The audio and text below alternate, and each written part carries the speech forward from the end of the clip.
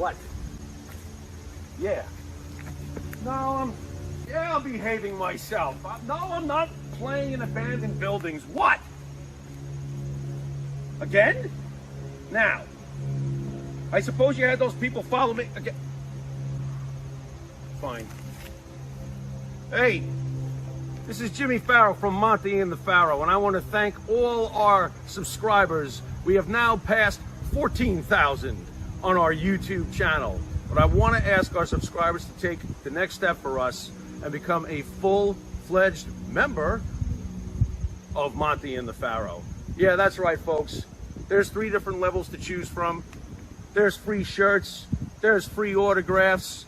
Just check it out and become a member of Long Island's #1 pro wrestling broadcast, Monty and the Pharaoh. Later.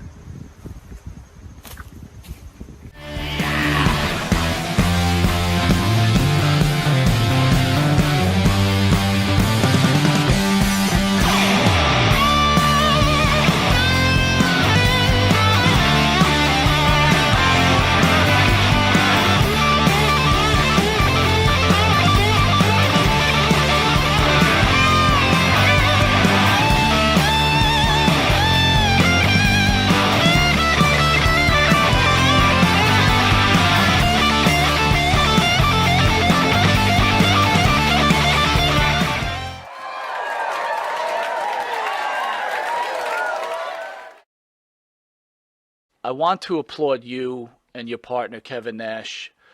Obviously I'm home from surgery. Mostly everybody knows that Kevin lost his son, unfortunately, which no parent has to go through.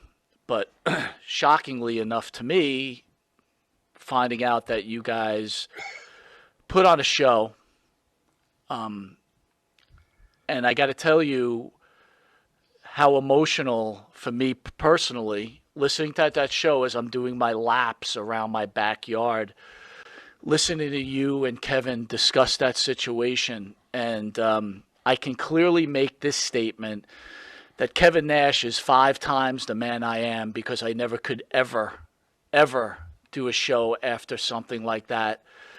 And you're 5 times the man I am, because being a host and being able to keep it as light as you did, but as serious as you did, all I can say is I'm in awe of you, sir, and in awe of Kevin. Any remarks? Well, thank you, first of all. But all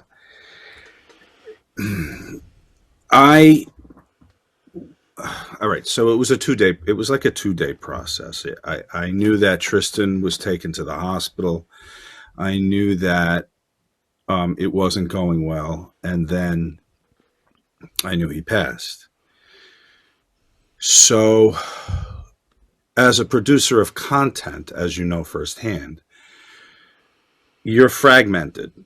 The responsibility of a show, and then the responsibility of being a decent human being.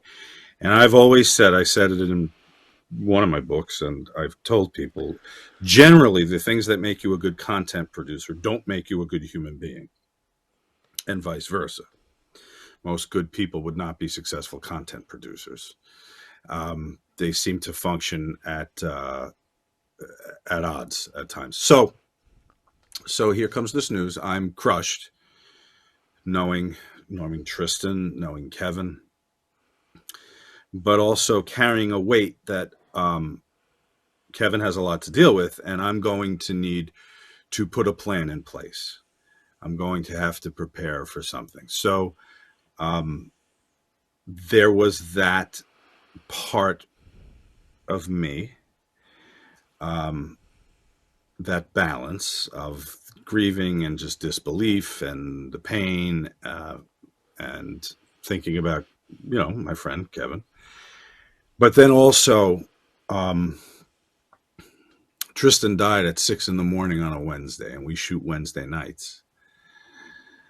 So I got the guys started on a best of episode, and was also thinking long term.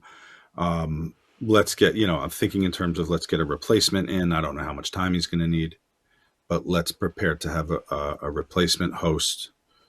The old Carson thing, right? We'll call Joan Rivers, and she'll come on and host.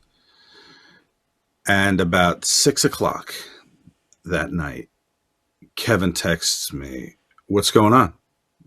When are we starting?" I said, "You have the night off, and we're going to run a best of show for Monday."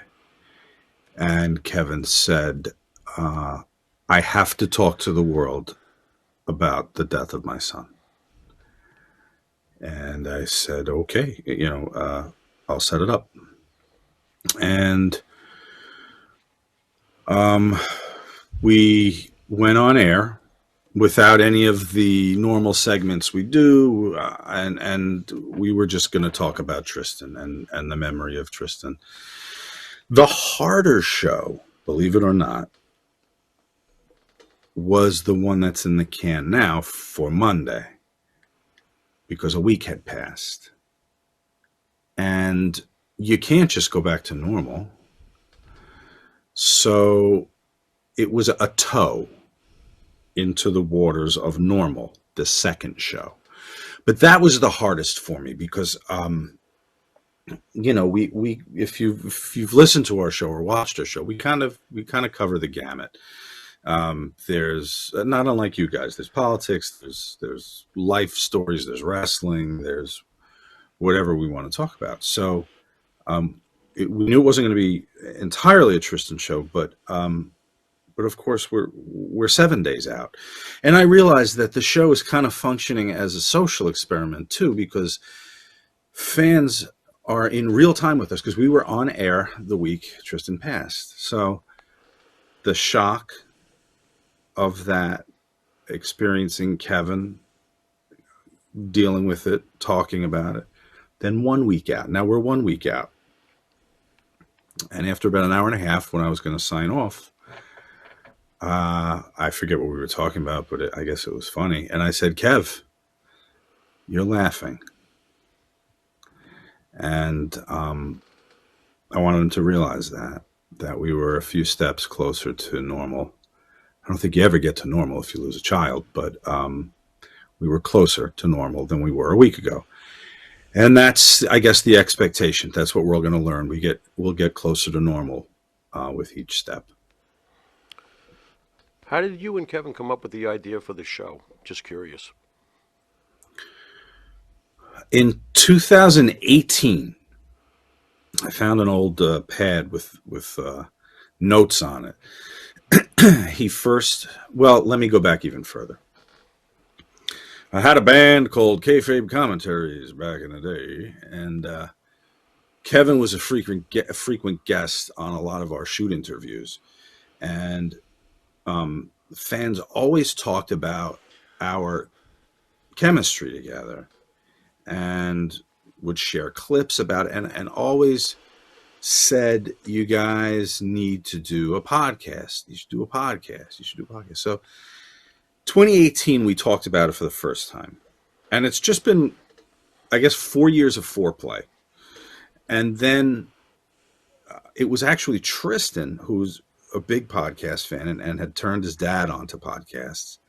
And they would watch, and Tristan would keep saying, I learned this week, by the way, on the show. "You could do this, Dad. You could do this. You could talk about this. You could talk about stuff, and you can be entertaining. You could do this." So Kevin was like, "Yeah, I talked to Sean about it," and he was like, "Well, we'll call him now. Do it for real." So Kevin called me and had like listen, if we're ever going to do this, we have to do it now, kind of thing. And I said, "Okay, well, let's put it together, and I'll shop it around, and we'll see where it lands. Go to the highest bidder." There you go. And the philosophy behind this show was, to quote Kevin, two guys talking at the bar. Excellent. And that's kind of what we wanted it to feel like for listeners, that you could pull up a chair and whatever we were waxing about, you join the conversation. And I think that kind of personally, I listened to other wrestler podcasts, Okay. and they're working. I guess being a worker, you're always working, right?